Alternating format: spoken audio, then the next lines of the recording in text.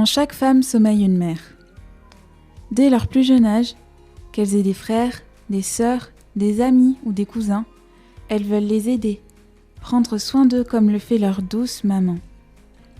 Je crois que c'est ce qu'on peut appeler l'instinct maternel, n'est-ce pas ?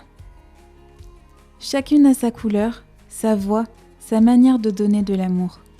Il y a des mamans cool et des mamans poules, celles qui dansent dans le salon sans raison ou celles qui regardent silencieusement ses enfants jouer en souriant derrière une tasse de thé. Mais une chose les rassemble. Elles donnent toute la vie et servent toujours d'exemple à cette vie. Si c'est un honneur d'être mère, ce n'est pas une mince affaire. Une mère, c'est aussi celle qui se couche la dernière pour s'assurer que sa maison est propre et paisible. Et c'est celle qui se lève la première pour avoir un moment de calme et prier, afin de demander la sagesse de Dieu avant le début de la journée. Oui, après tout, chaque jour est un défi qui ne peut être relevé sans la grâce et la force divine du Seigneur. Tout cela, elle le fait dans le plus grand secret, dans la nuit, pour s'assurer de ne réveiller personne, même si ses enfants et son mari sont témoins des fruits de ses prières. La famille est soudée, paisible et heureuse. Méfiez-vous tout de même des apparences. La maison ne se nettoie pas toute seule et les couches du bébé ne sont pas toujours propres non plus. Maman sait aussi se retrousser les manches pour faire ce qui ne plaît pas à tout le monde et parfois, c'est bien difficile.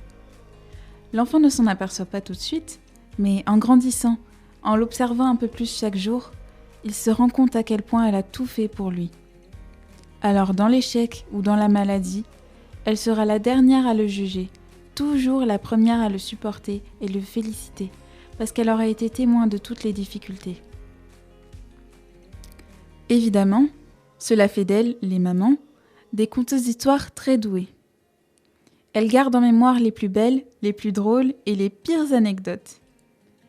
Elle sait que son histoire a été parfaitement contée lorsque les enfants crient « Arrête, maman, c'est trop gênant !»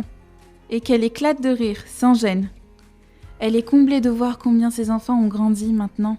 Elle peut leur rappeler tout ce qu'ils étaient avant d'être chefs d'entreprise, architectes ou même parents eux aussi.